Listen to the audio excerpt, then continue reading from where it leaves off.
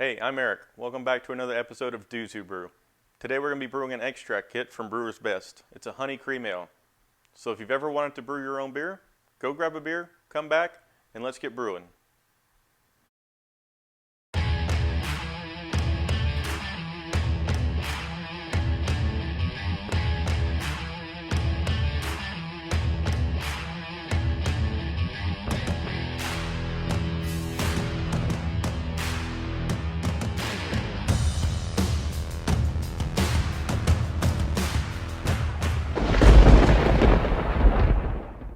Okay, now that we got our beer, this is an Irish Red. I brewed it about 2.5, 3 months ago. It's the one that I bottled from the Blickman beer gun in one of my previous videos. So if you want to know how to do that, go check that video out. Now come a little bit closer and we'll open up this box and I'll show you what's inside. Now let's talk about the contents inside the box. So let's open up the box and see what we got. First off, we have our liquid malt extract, also known as LME. So for me, I usually do all grain brewing. In all grain brewing, what I do is I take the grains, I mill them up. Inside the grains are starches, and when you mash the grains, mash is pretty much when you're steeping the grains at a certain temperature, it converts the starches into sugar, which makes your wort. So liquid malt extract is pretty much your wort that's been boiled down and all the water is gone from the wort. And it's pretty much like a heavy syrup. And then we have our dry malt extract, which is DME. And it's pretty much the same thing as the liquid malt extract, except it's been dried out and now it's more of a powder substance, almost like a sugar. And then we have our hops. Our hops, we add the hops earlier on in the boil that you add the hops, the more bitterness you're going to get from the hops. The later on in the boil that you add your hops, this is more flavor and aroma that you're going to get from your hops. And then we have our yeast.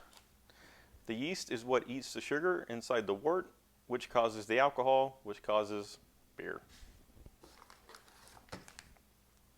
We have our corn sugar. Today I think we're using corn sugar to boost up the gravity of the beer. We'll talk more about the gravity of the beer a little bit later on. And then just in case you want to go get some bottles, we have our priming sugar, which you add to the bottles with the bottle caps. I also have a 5-gallon kettle, which will be used for boiling the extract and the hops.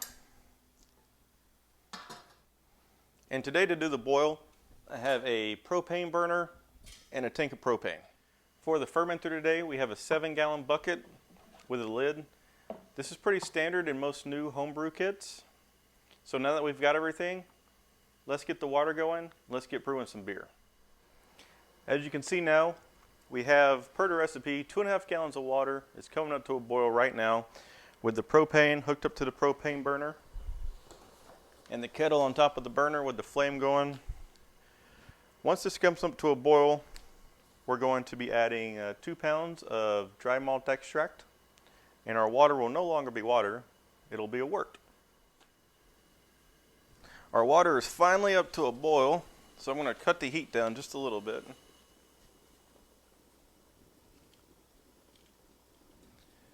Now let's add the dry malt extract.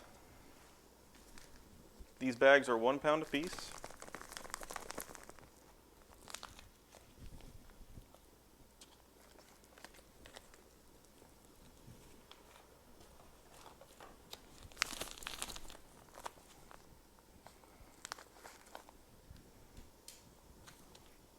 I suggest using a spoon to stir in the extract.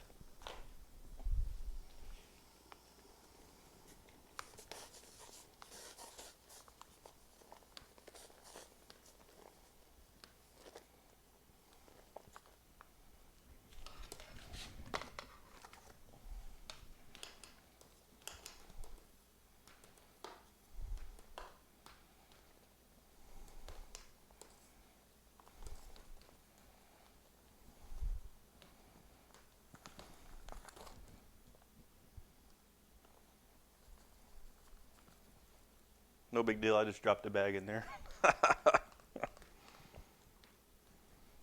Nothing like a little plastic in your beer. All right, now that we've added the dry extract, give it a stir.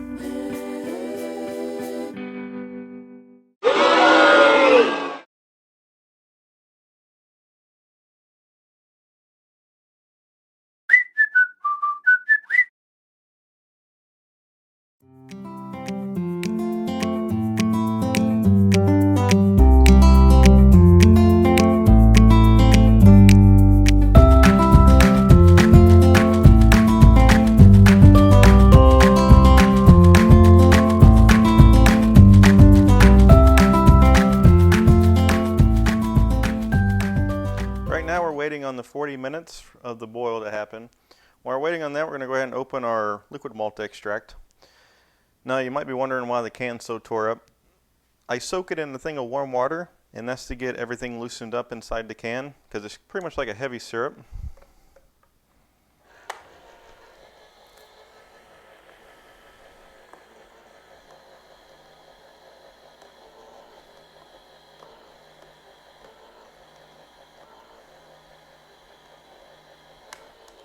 Alright, now that we got the liquid malt extract opened up, we should be just about 40 minutes in.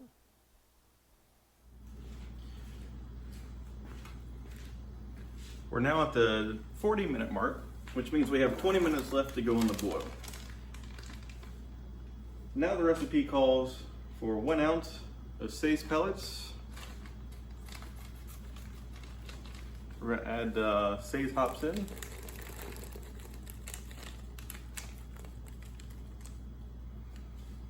And this is where we add the 1 pound of corn sugar.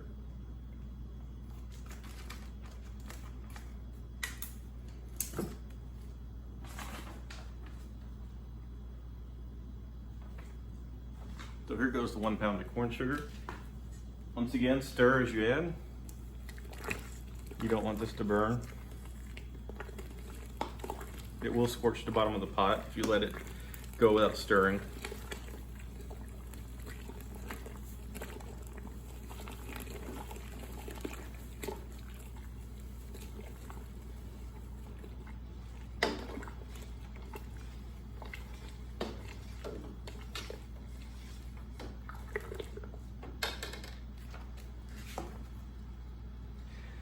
And then we add the 1 can of liquid malt extract. Once again, stirring as we add.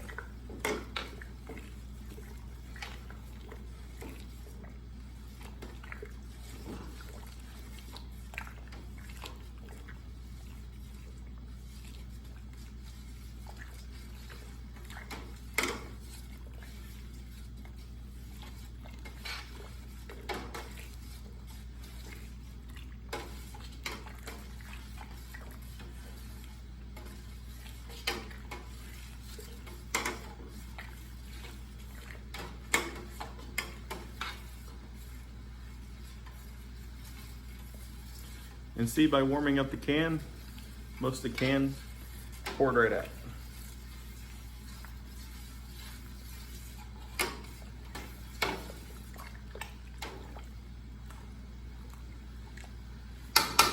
And now we let that boil for 20 minutes. Okay, the 20 minutes is up. Now it's time to end the boil, which is what we call a flame out. So we're going to turn the flame off. Now come with me, I'm going to show you how we cool this down. So this is how I'm going to cool the wort down. I have my sink. I'm going to fill it up with cold water.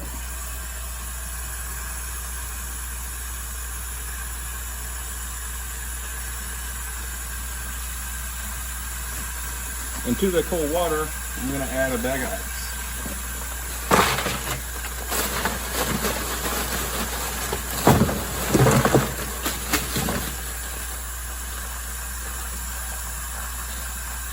What I'm going to do is I'm going to take the kettle, I'm going to put the kettle into the sink with the cold water and the ice, leave it in there for about 30 to 45 minutes, let it cool down to a pitching temperature. It's about 70 to 75 degrees. I'm going to take the kettle, submerge it into the water.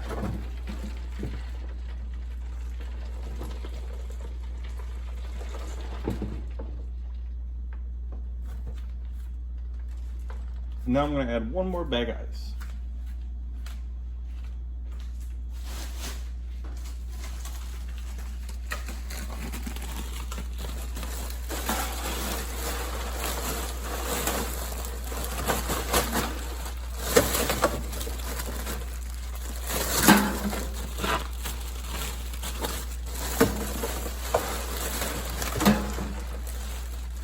Now let that sit for about 30 to 45 minutes and the wort should be cooled down by then. We're in the final stages now. What I'm going to do is I'm going to check the temperature of the wort. To do that, I have an instant read thermometer, but now that the wort's cooled down quite a bit, we want to make sure everything at this point is sanitized. So I sanitize the tip of the thermometer, take the top off, let's see what we got. We're reading 75 degrees right now. That's our pitching temperature for the yeast. So I'm going to take this out of the bath and we're going to sanitize the fermenter bucket and then we'll be ready to pour the wort into the bucket. Welcome back. Now we have our sanitized bucket, our wort, and our top off water. So what we're going to do is we're going to take our wort, dump it into our sanitized bucket.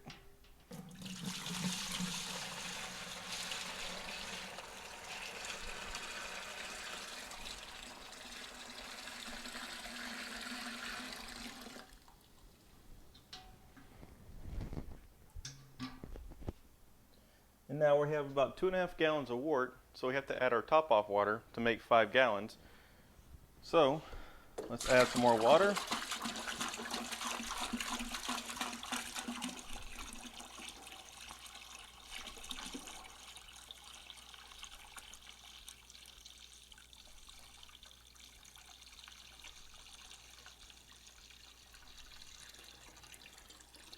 A little short, but that's okay. Whoops.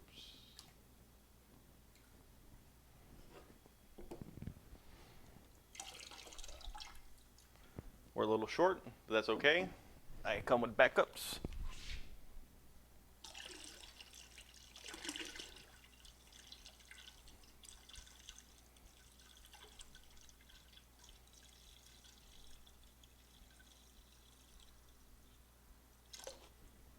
Now we have our 5 gallons. Sanitize the yeast. Scissors.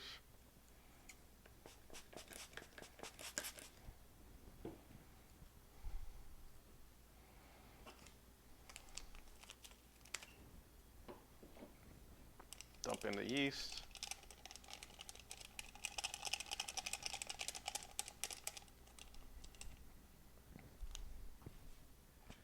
Okay, due to some technical difficulties, what you just saw was not the real wort going into the fermenter.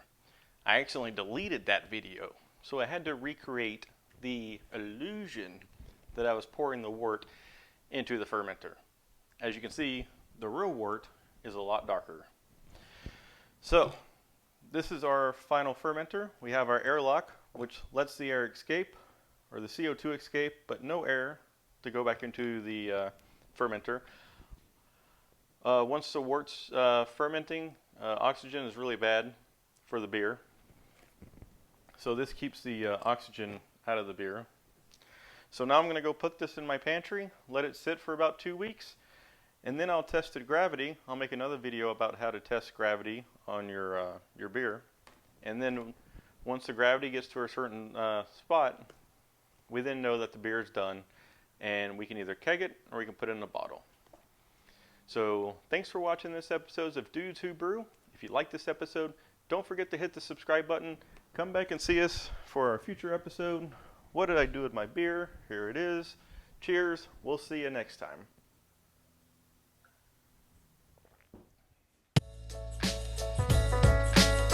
Thanks for watching this episode of Do to Brew.